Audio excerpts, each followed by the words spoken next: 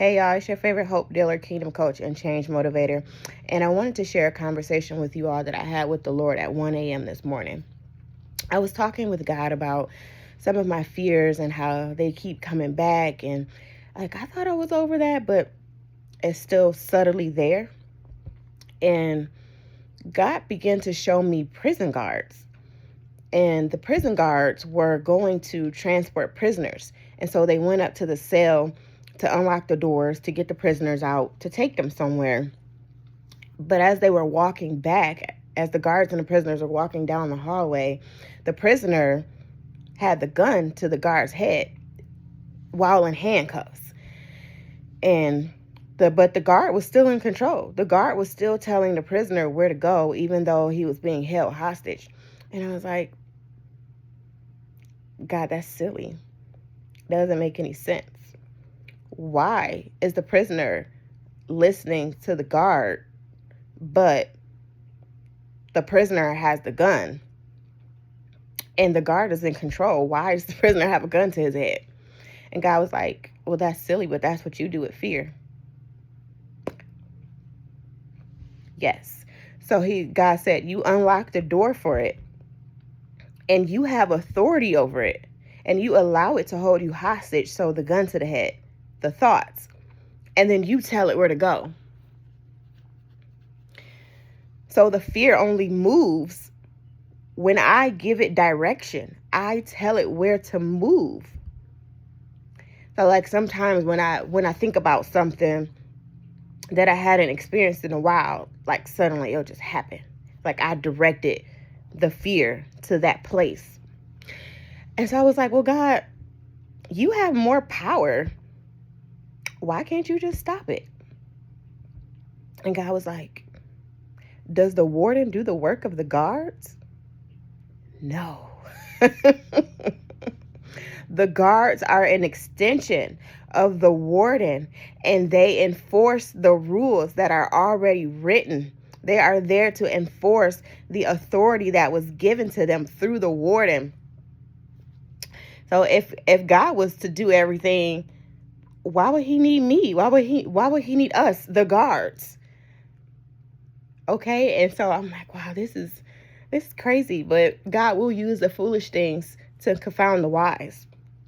And just as I'm thinking like, okay, the conversation's over, like I got it, like that's so silly. Like now when I think about fear, I'm like, that's so silly for you to let it control you that way when you think about it like that.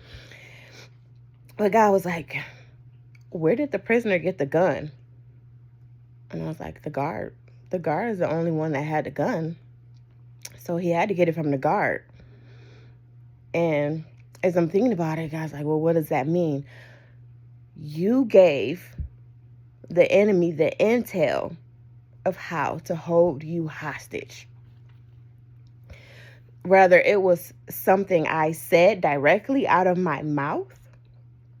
So then he knew like, oh, if I do this, then it will work because I said it before.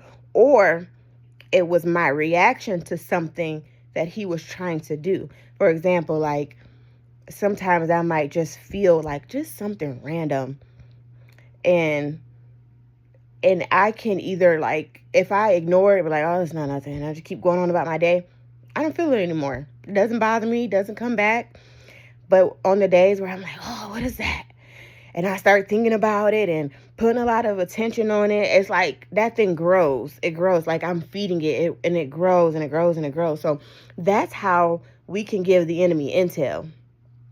And I'm telling y'all, this revelation is so simple. And I already knew that I had this authority over fear. But to think about it in this silly way, like you're allowing a prisoner to put a gun to your head when you are in control, when all you have to do is use your authority. Like the prisoner, and God showed me too. He said, the prisoner has the gun, but all he can do is threaten you. He can't even fire it. He can't even do anything because even without the gun, you're still more powerful than the prisoner. All you have to do is open your mouth, speak my word, and believe it. That's all you have to do. and keep believing it and keep saying it until you're back in your rightful place of authority and the prisoner no longer even has a gun to use against you. And when he tries, oh, nope, not going to work, because no weapon formed against me shall prosper. That's how you got to be with this fear.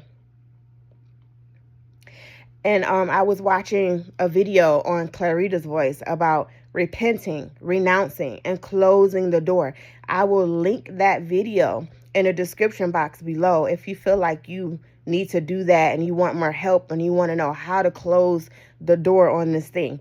And no, I'm not telling you to ignore any physical symptoms that you might have. If you have physical symptoms and it's really happening in the natural, then you definitely should get that checked out. But when you know it's not in the natural and you know it's a spiritual thing and the enemy's trying to taunt you,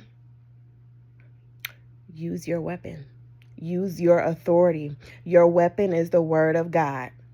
Your mouth has more power than the gun that the enemy is trying to use in your mind to hold you hostage. So I love you all, and I want you all to do me a favor. Take this seed and water it, and don't let anybody dry you out, because you're better when you're together. Until next time.